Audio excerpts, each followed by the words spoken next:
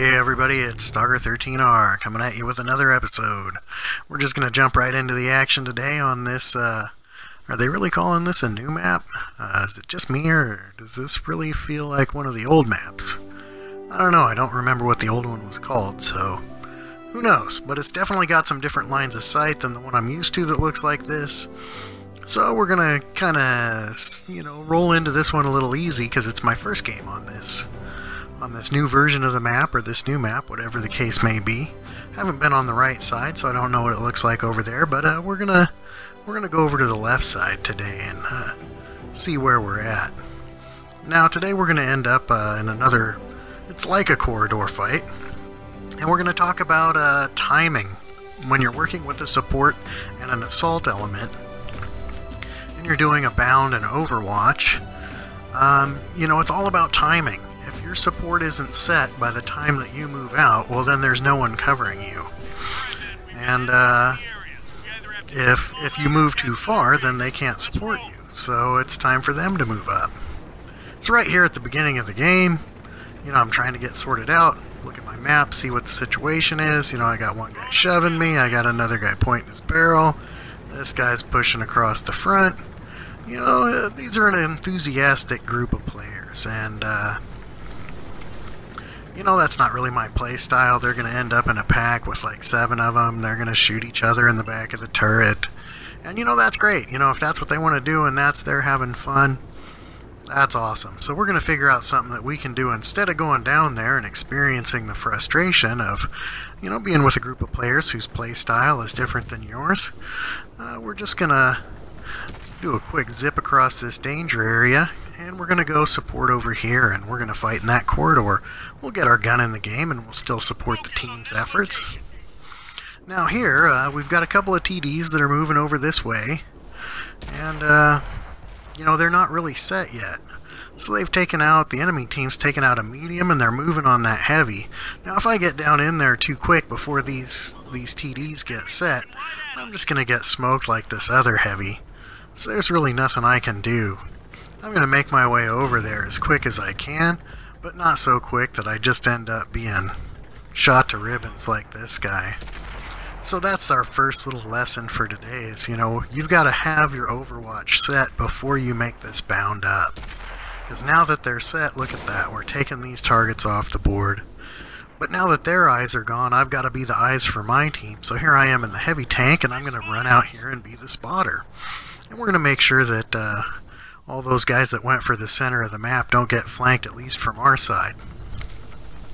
Now I know they're going to be able to spot me a lot farther out than I can spot them, so I'm going to drive at my angle. And look at that, I actually bounced a shot in the Tiger 131.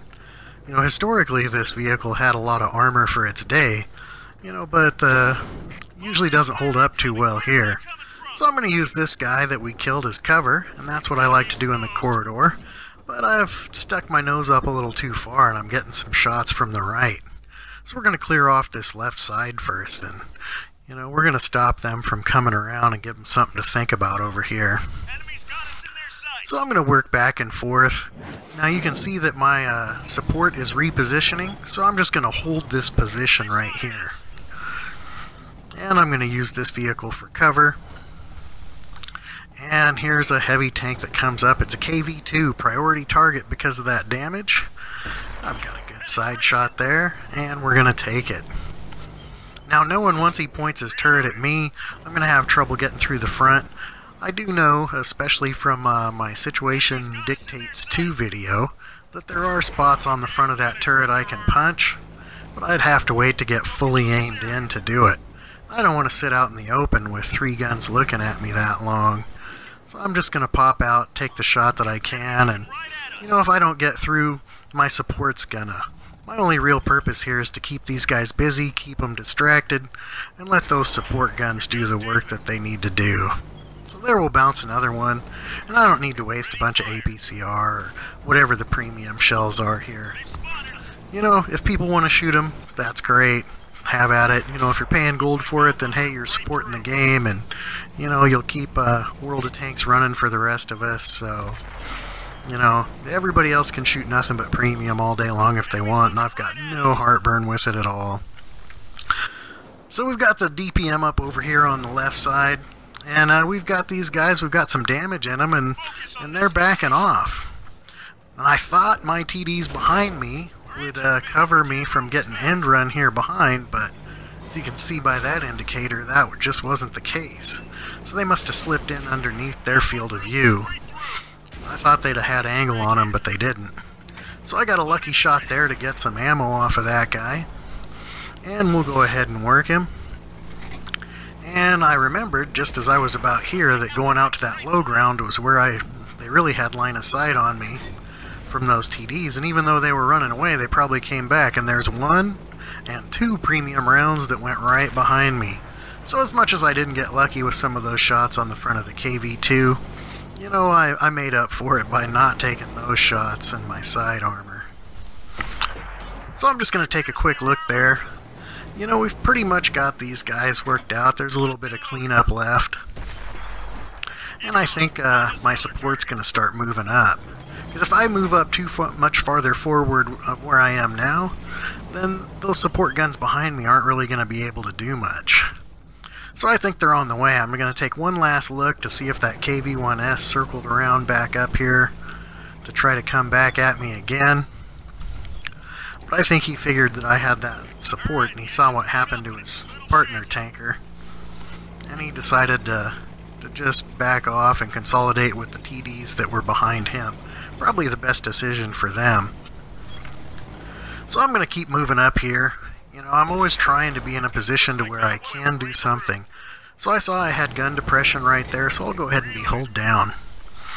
We'll get a shot in, but then you can see my gun depression, and that's why I'm showing sniper mode today. You know, so I went ahead and exposed all of my tank to get up here and get that shot in. We'll have another thin shot. I should have realized my reticle was white, but I didn't. And we just launched a thin one there.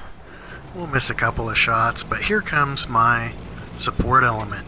Now they've seen that, you know, I've moved as far forward as I can from where they were supporting, so now that they're up here, I'm on the move. And this E25 is going to sweep that left side, and I'm going to come down here just into the center. So I've got some good armor, and if that E25 gets into trouble, I can pop over this ridge and support him. If I get into trouble over here, that other TD that's behind me can support me, and we can move forward. And someone will be able to shoot if we get into a situation where we run into somebody. So you always gotta wait until that support is set before you make your initial move out. Then, once you've done all you can do from there, your support's gotta move up to get into position to support you, and then you move out again. So that's how that's going to work. So that's a little bit about how that timing in that corridor works when you've got a bound and an overwatch element. So whichever one you find yourself on, you know, maybe that'll articulate for you what the timing of some of those roles is going to be.